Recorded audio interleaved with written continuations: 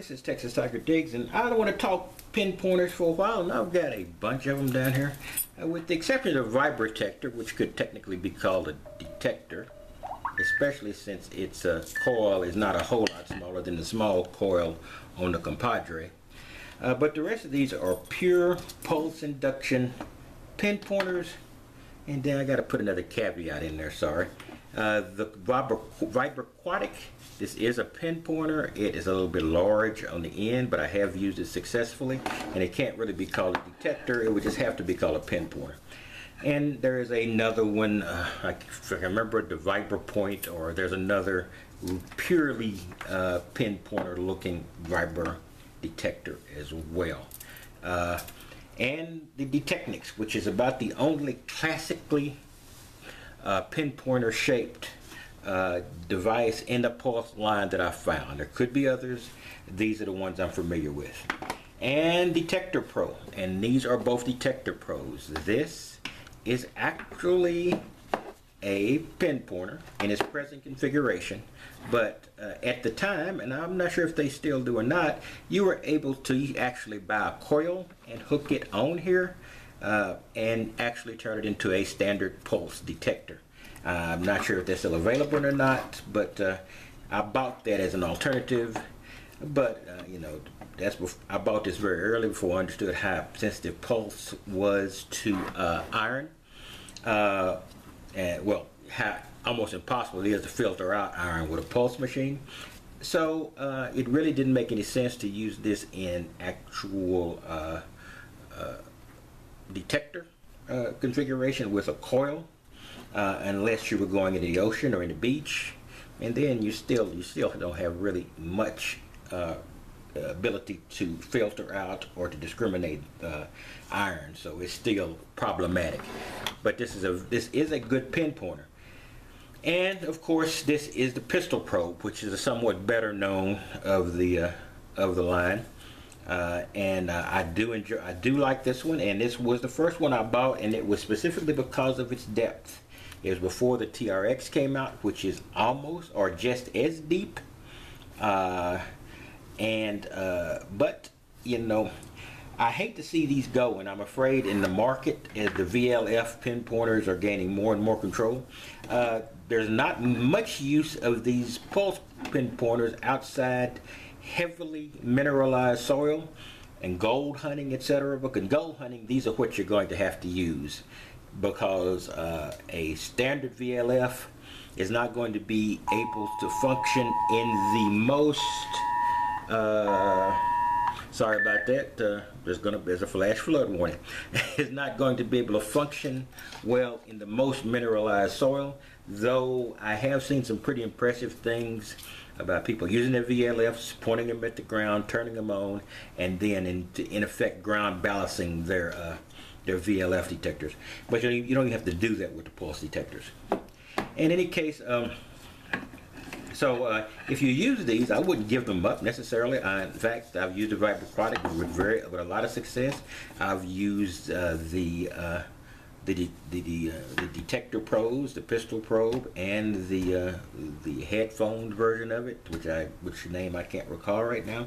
I've used those very well. And if you want depth, because the TRX is not beloved by everybody, if you want depth and guaranteed stability, pulses might be where you need to go. The only issue you might be is you might have to do some noise canceling on some devices for the VLF. I don't think the Detector Pro is bad, but the Detechnix will step on some VLF machines. So you're going to have to be in a situation where you can noise cancel it out, and then it'll work fine. Now the other gotcha on these is they suck batteries fast, especially these lineup over here. In fact, this one contains two 9-volt. I also have a little durability issue with the Detector Pro. As you see, I've got my handy dandy pull tie holding the battery compartment together to keep pressure to make sure it'll work, and I have issues with the construction of these, and you can break this easily as well. So you might end up with a taped and super glued. This one is just taped because it also looks disturbingly like a gun barrel, and I don't want anybody to think I'm taking a gun into a park when I use this detector, because I wouldn't do that, and I'm not doing it when I carry this, and I don't want any confusion. In any case, and this is probably the least portable of them. I don't wear earphones all the time. You can get an earphone connection for this, and I have one around here, but I broke the toggle. Once again, I have issues. I hope Detector Pro will improve some of these things. I'm not sure why exactly that broke. Let me get it in camera angle, but it will not function. But the probe will go on and off, so I can actually put it on my head, and I can use the probe. Now the probe does hang loose like this, so you almost got to make sure you're wearing a shirt with a pocket so you can actually carry this. And then and if you don't want it around your neck all the time, so every time you stop and pinpoint, you have to put it on your head, unless you want to wear it all the time. Put it on your head. You have to reach to your side of your head. You have to turn it on, and then you have to get pinpointing. And the difficult thing with these is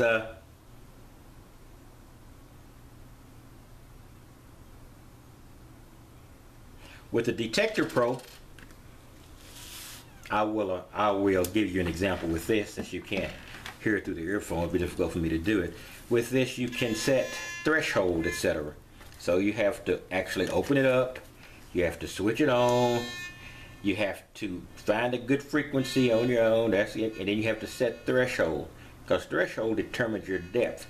So you want just a very slight hum, or right off of a slight hum, and then you should be able to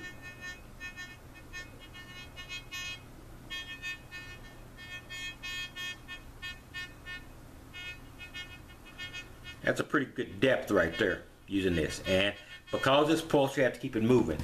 The Detectnics, I'm not sure what they did or how they do it. You do not have to move it with that one. You can actually use it as a standard pinpointer, which is, the technology is pretty unusual in the pulse world. So that's sort of impressive to me there on its own.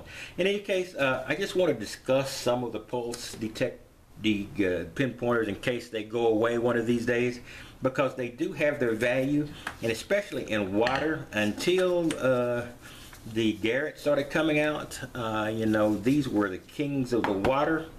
And of course, it's the Garrett, the Macro, and then the Nocta, which is a version of the Macro. The 3 VLF detectors come out. But if you're still in salt water, you're still going to want to use a pinpointer that is built for that.